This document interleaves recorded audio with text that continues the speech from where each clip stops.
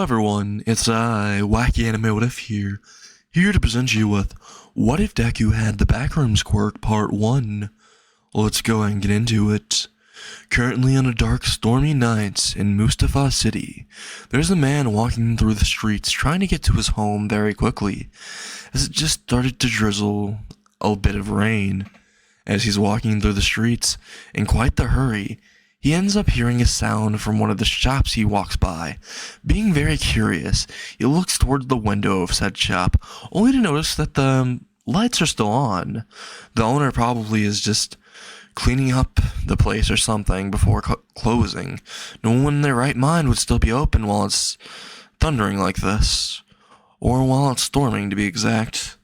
As he stares at the TV that's currently on and caught his attention, he notices it's on the news, and the lady is saying something about currently, if you are not in your homes at this time, then it is implored that you make it towards your home, or that you lock everything down if you're inside of your home. If you are not, then make it towards any type of home or place that you feel comfortable in, and don't let anyone else in, only the people that you trust. There's been an unidentified villain apparently being reported around the area of Mustafa, and if you're not inside of your home right now, you may or may not be taken by him. So please, whatever you do, make it somewhere safe. This specific villain that we have not been able to identify has literally kidnapped 57 separate people this month. We only know that it's a kidnapping because there was no traces of a murder, even when the heroes were hot on his tail.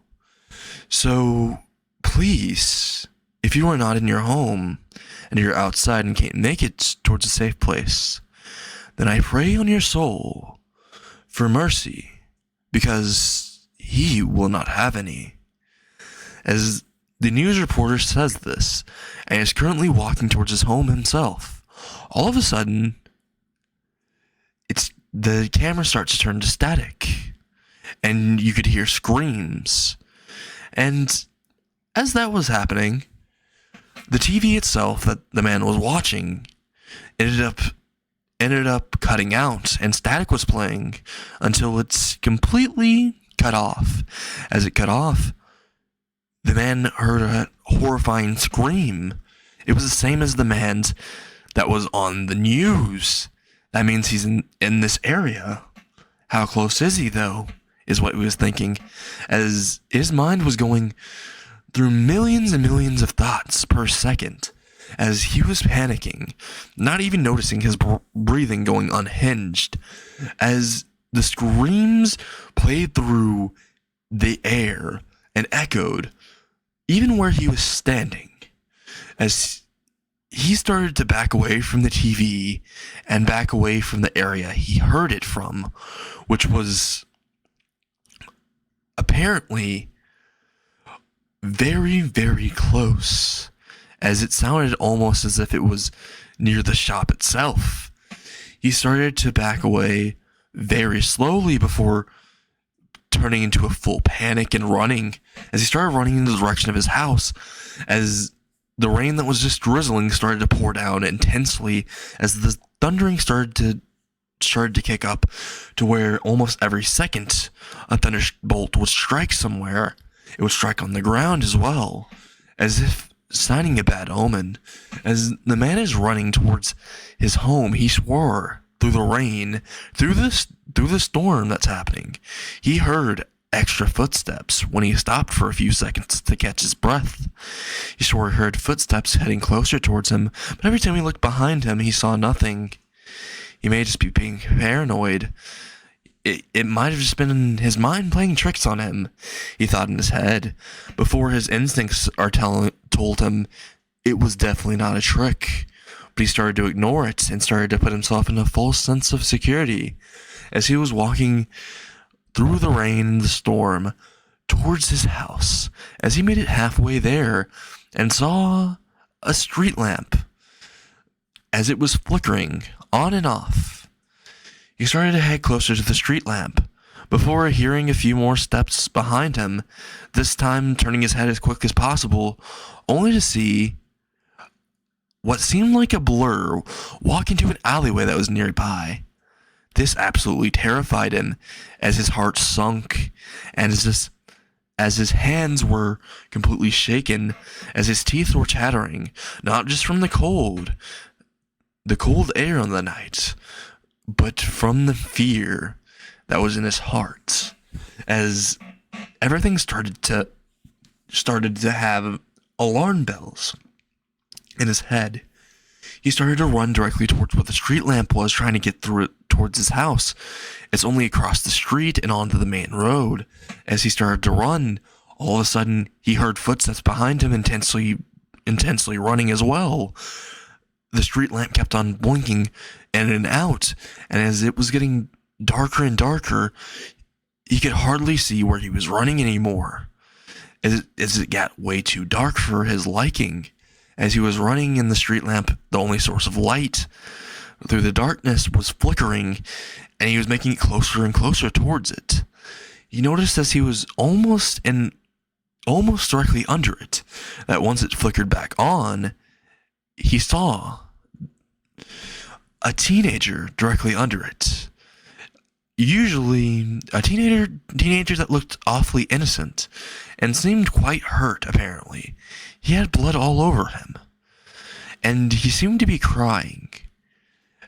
His head's also downwards, and so there's a hoodie over him. As the man sees this, he immediately thinks maybe he's just hurt or something. But on the inside, his instincts are saying to run. This time, not taking any chances, he takes his instincts' advice, which was the correct one, as he made it directly across and was about to pass the teenager. The teenager, he noticed when he looked to the side to where the teenager was, he looked directly at him. His eyes were more calculative. His eyes seemed to have a hint of madness in them. They seemed to have a little glint, a red glint in the green forest eyes. Same with his forest hair that seemed to be glistening in the night as the street lamp's light was reflecting off of it. And the darkness that was all around the center of his hair just added to the uneasiness, as the teenager's smile grew incredibly wide in that mere instant, so wide that the corners of his mouth were bleeding downwards. As he ran past and saw this terrifying sight, he immediately started to scream in his head and out loud, being absolutely terrified and not being able to control his motor functions at all. He started to run as quickly as possible towards his house. As he ran across the street, almost made it there and had to walk across the interstate. As he was walking across the interstate, he immediately noticed his cars zooming by. As the cars were zooming by, and he was running directly across them, not caring if he got hit by one, as if all the adrenaline was making it to where he had extra stamina to where he wasn't collapsing as he was running for almost an hour. He literally ended up running all the way across the interstate, but as he's almost there, he noticed a car about to hit him, but he immediately does an acrobatic front flip and made it to the end, only to look behind him to see the teenager still at the other side, just staring at him, but this time with a knife in his hand. As he puts the knife to the left side of his cheek, and then he starts to cut it, all across, actually, into a hideous smile. And as he's doing this, he seems to be giggling, until all of a sudden, a full-blown laugh could be heard through the air. This laugh was so sinister that it chilled every single part of this man's bones. He felt as if his spine was tingling, as if every instinct in him was saying, run, not saying it, screaming it. As he stared at him for a little bit longer, shaking in fear this time, until he saw the teenager stopped giggling, but was full-blown laughing at this moment. As he was laughing, the man decided to take his chances and run as quickly as possible. He started to run towards the location of his home. As he made it there, he noticed when he turned around a few times, check if he's still being followed, that he wasn't. But as he walked up the stairs to his apartment and made it towards his apartment door, 401, immediately he put in the key and turned the lock. As it unlocked, he opened the door. As he did and walked through, he closed it behind him as he got the key and locked it back, and immediately started to walk around the house and lock all the windows. But as he went up towards each window, he could have swore he heard something. But as he turned around, he noticed that the sound that he heard may have just been him knocking over something, considering he just knocked over a vase in his panic of locking all the windows. When he locked the window that was nearest to the door in his apartment, he noticed that he knocked over a lamp, and it was just the lamp's sound, until he went towards the last window and noticed the window was already open.